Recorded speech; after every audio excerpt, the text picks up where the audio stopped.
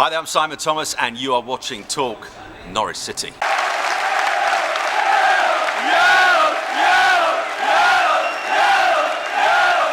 Hey, what's going on, guys? Talk Norwich City here, back for another predicted 11. You see behind me my team that I'm going for in the Capital One Cup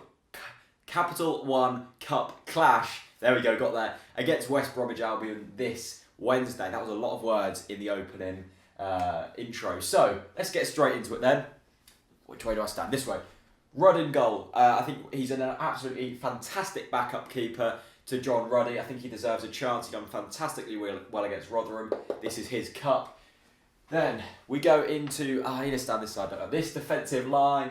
Olsen. I want to see Olsen back in the team. I think he's sort of pretty much back to not match fitness, but he's fit. He needs some time in the team. Olsen is a player who loves to get forward.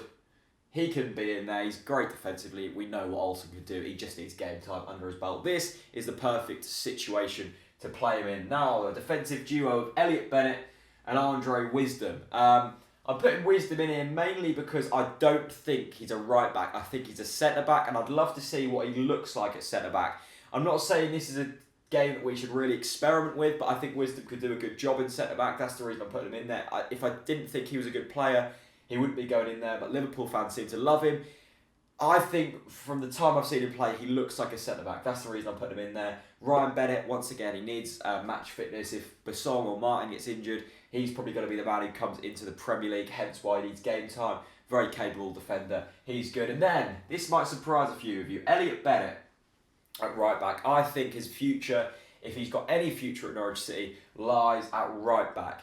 The reason I say that is because I don't think he's good enough to be a winger. But I think he's solid enough to be a right back. I think he could do a good job there. And I'd love to see what he looks like there. I've seen him play there. I think it was in an under-21 game last year. He looked very capable. So I'd like to see Elliot Bennett in there at right back. Now we move to the midfield, which was very, very tough to predict. Obviously, Alex Tettey's out suspended, which was obviously coming. We all knew that was going to be a deliberate yellow card at Liverpool. Nathan Redmond, we've got a few first-team players in it, but loves to go wide, loves to cut in. I think Nathan Redmond can really do a job in this game. He'll probably have a bit of space. I doubt West Brom will be at full strength. He didn't really do much at Liverpool, so I doubt he's going to be too knackered from that. I'd like to see Redmond in there. He's going to be a player who, when I talk about these up-front positions, will have an important part to play if he does play. Gary O'Neill in the middle. I like Gary O'Neill. Very, very good set-piece taker. Very solid in the middle, done a good job when he came on against Liverpool. Just shores things up in the middle a bit. Next to Graham Dorrans, who is probably one of my favourite signings we've made alongside Brady. This guy goes so unnoticed, but if you watch him, if you just watch Graham Dorrans, you will see how much of a fantastic job he does for this team. I doubt he's going to be playing Saturday, so it's probably going to be like Howson and Tete in the middle on Saturday. So I don't think there's much problem putting Dorrans in there in terms of fitness. Then, Matty Jarvis up here, once again, loves to be direct, loves to get really, really wide up in these areas. I think Jarvis is absolutely brilliant, so direct.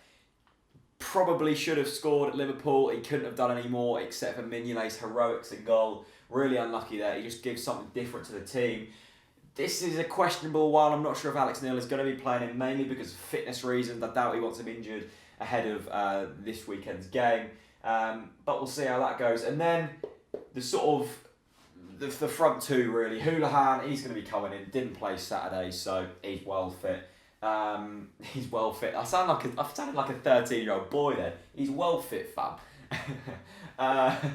And then so he's obviously going to be the orchestrator in this whole team. He can ping it out wide. He can ping it there. He can play balls in here into Mbakani. He just does a lot well, doesn't he? Houlihan, I think, has to play. And then, I've gone for Mbakani up front. This is probably going to be the position I'm going to get wrong. Jerome, I doubt, will play. Maybe Grabban, maybe Hooper, who knows. But I'd love to see Mbakani on the team sheet and also on the score sheet. I think this is a brilliant, brilliant situation for Mbakani to be in. We know he's fairly decent. He loves running off the back of defenders' shoulders. He makes intelligent runs, and he looks from his highlights reel, like a decent finisher. So if we can get Houlihan creating chances, if we can get Redmond flying balls in there, he's good in the air as well as with his feet. I think Mbakani will pose problems. I'm not saying Graben's a bad player. I just would like to see Mbakani get on the score sheet, get his opening goal for Norwich City, and see how it goes from there, and then hopefully he can sort of kick on in the Premier League. I think that's a fairly solid team. I'm not sure how West Brom are going to be set up. I don't know if they're going to be dropping players. I don't know if the likes of Berahino will be playing. Who knows? But I would be confident if that goes up against a full strength West Brom side, which I doubt it's going to be. We've got a good chance of winning that game. So let me know what starting 11 you want to see. Is there any players on here you disagree with? What players would you put in instead? Let me know in the comments. Leave it a like. And yeah, I'll see you very soon. Jump on his head, jump on his head, no!